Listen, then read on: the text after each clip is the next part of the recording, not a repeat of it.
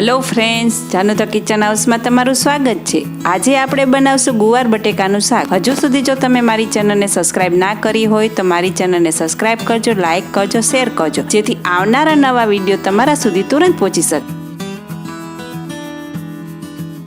તો ચાલો જોઈ લઈએ આપણે રેસીપી।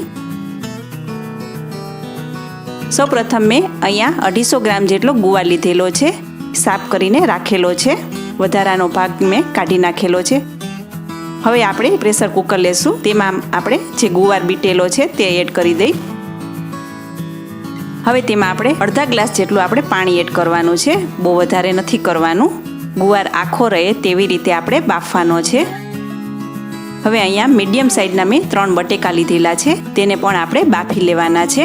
હવે ઢાંકણ ઢાંકીને આપણે 2 વિસલ ફૂલ ગેસ ઉપર અને 3 વિસલ મીડિયમ ગેસ ઉપર આપણે કરવાની છે। હવે આપણે ચેક કરી લઈ। તમે જોઈ શકો છો બટેકા બફાઈ ગયા છે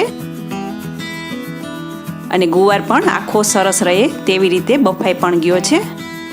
હવે આપણે તેને ચાળણીમાં કાઢી લેવાનો છે અને વધારાનું પાણી કાઢી લેવાનું છે। હવે આપણે વઘાર કરી લઈ। એક પેન મૂકવાનું છે, તેમાં 3 થી 4 ચમચી જેટલું આપણે તેલ એડ કરી દઈ। તેલ આવે એટલે 5 ચમચી જેટલો આપણે અજમો એડ કરવાનો છે, 5 ચમચી જેટલી હિંગ એડ કરવાની છે, 2 ચમચી જેટલી લસણની ચટણી છે તે એડ કરી દેવાની છે અને સરસ રીતે આપણે સાતડી લેશું। જો તમે લસણ ન ખાતા હોય તો સ્કીપ કરી શકો છો। હવે આપણે તેમાં થોડુંક પાણી એડ કરી દઈ એટલે જે મસાલા છે તે બળી ન જાય। અજમાનું પ્રમાણ તમે વધઘટ કરી શકો છો। સબસ્ક્રાઇબ કરો ત્યારે બાજુમાં આપેલ બે આઇકનને તમે પ્રેસ કરશો, જેથી તમને તુરંત નોટિફિકેશન આવી જશે અને નવી રેસીપી જોવા મળશે। તમે જોઈ શકો છો તેલ છૂટું પડે ત્યાં સુધી આપણે સાતળી લેવાની છે। હવે 1 ચમચી શેકેલ સિંગનો ભૂકો એડ કરવાનો છે અને 1 ચમચી શેકેલા તલનો ભૂકો એડ કરવાનો છે અને સરસ રીતે આપણે મિક્સ કરી દેશું। આ ગ્રેવી વાળું શાક નથી બનતું, આ થોડુંક છૂટું પણ બનશે।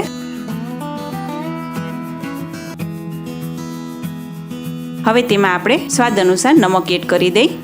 5 ચમચી જેટલી હળદર એડ કરવાની છે, 1 ચમચી ધાણા જીરું એડ કરવાનું છે। ફરીથી આપણે સરસ રીતે મિક્સ કરી દઈ। ગેસ ધીમો જ રાખવાનો છે। આવું શાક તમે ક્યારેય નહીં ખાધું હોય તો તમે જરૂર એકવાર ટ્રાય કરજો।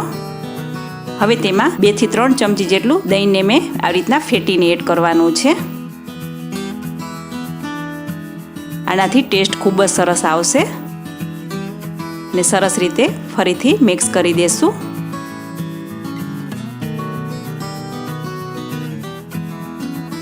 જો તમને મારી રેસીપી અને મારો વિડીયો પસંદ આવે તો મારી ચેનલને સબસ્ક્રાઇબ કરજો।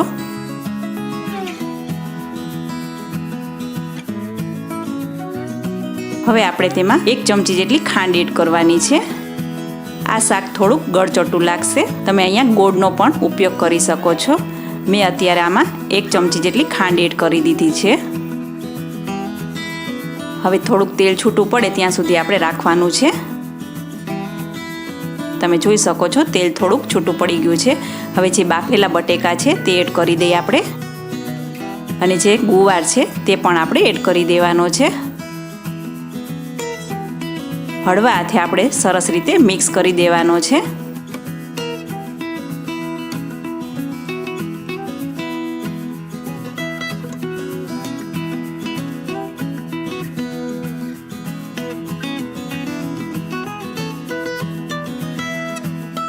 તમે જોઈ શકો છો સરસ મજાનો ગુવાર અને બટેકા મસાલા સાથે ભળી ગયા છે।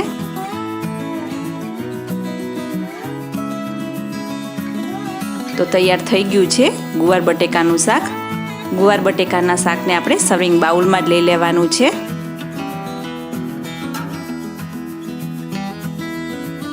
જોતા જ ખાવાનું મન થઈ જાય તેવું કાઠિયાવાડી ગુવાર બટેકાનું શાક તૈયાર થઈ ગયું છે। તો કેવી લાગી મારી રેસીપી તમે જરૂરથી લાઇક, શેર और સબસ્ક્રાઇબ કરજો અને મને કોમેન્ટ પણ કરજો। ફરી મળીશું નવી રેસીપી સાથે, ત્યાં સુધી આવજો।